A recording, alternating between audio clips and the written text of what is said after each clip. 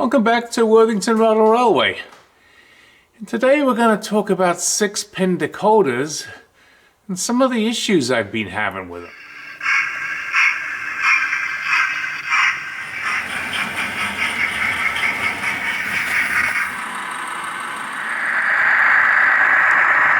So here we have an ESU 6-pin micro decoder. I ordered 2 of these because I wanted to put them into my Hornby Terriers.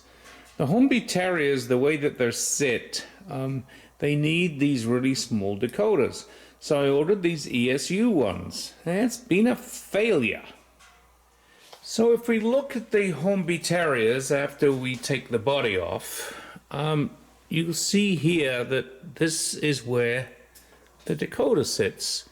And if I look at the blanking plate here, see it's a tiny blanking plate, and if we look at the sort of this area right here, that's where the body has to go on. So if we put the ESU decoder in,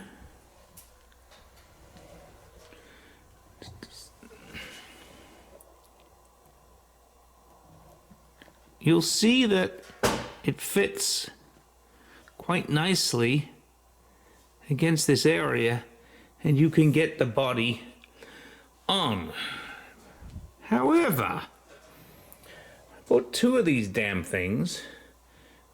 First one I returned because it didn't work. The second one worked fine in this terrier for about a month and then died. And so I was like, well, do I get another ESU decoder or do I try something else? So at about half the price of that ESU decoder, I bought a Soundtrax decoder. It's a 6-pin decoder. Well, I took this out and looked at it and went, because it's bigger. So let's look at the 2 decoders together. If we look at our 3 options here, in the middle you'll see we have the blanking plate. This is the ESU mini, micro, whatever they call it, decoder. And this is the Soundtrax decoder. Well, you can see the Soundtrax decoder is considerably longer than the blanking plate and the mini. So my first impression was, well, this isn't going to work because it's too big and I can't get the body back on. So I had to make some adjustments to the way the decoder sits, and I'll show you how I fixed that problem. Not sure if you can see here, but this decoder socket sort of sits in a little, I don't know, cradle right here. And so when you put the decoder in, you know, it comes beyond this point here where we need to get the body back on. So I tried taking it out of the cradle to see if that would work. Hopefully you can see I got the 6-pin socket holder out of the cradle. So now what I can do is I can put this into here and manipulate it so I can move it and I can still get the body back on. So I'll show you that in a second. So having got the decoder in here, what I can now do is I can sort of put the decoder at an angle here where it'll just sit in place and hold there, and I can get the body back on. So let's get the body back on this terrier, and then we'll work on getting this decoder working. So you can see here, after a little bit of MacGyvering, I got the body back on the terrier. It sits there quite nicely. That decoder does fit by angling it in the firebox there.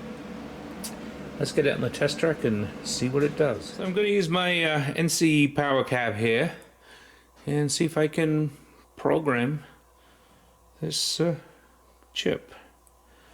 So I'm going to go to my programming track. See if it can read the CV. We have manufacturer 141, decoder version 80, short address of 3, set up the long address of 2640, and we will see if it works. Hopefully it does.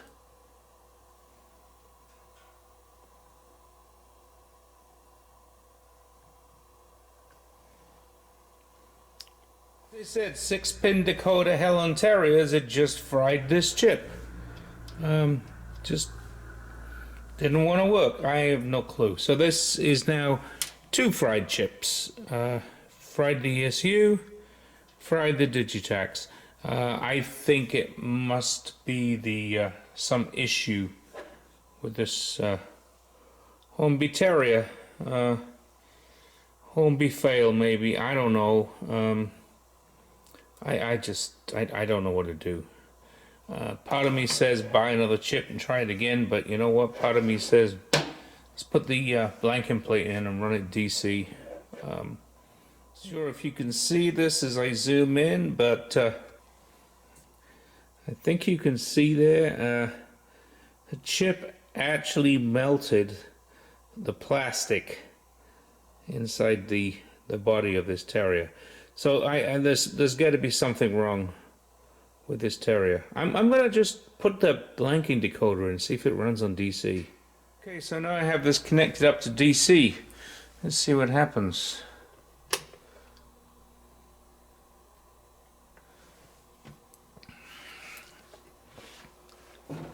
Seems like it...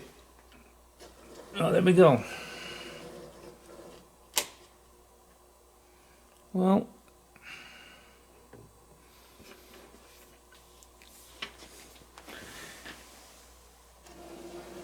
It kind of wants to run on DC and it kind of doesn't. There we go. No, it's running on DC now.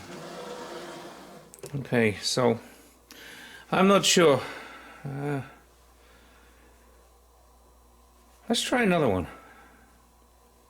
So I put another Soundtrax decoder that I bought into this other Terrier. Let's see if this one works.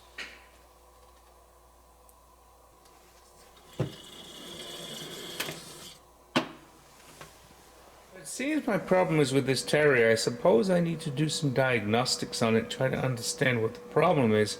As it's now eaten through 2 decoders, I don't know whether I want to try putting another decoder in it or not.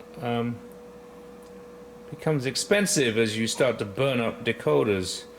Hornby, I don't know what the problem is with this, but as I say, this is now melted 2 decoders, so I think it's just going to sit on DC on the layout for the moment. Thanks for watching. You know the drill. Like the video if you like it, subscribe if you haven't. Another video to the top left, subscribe button to the top right.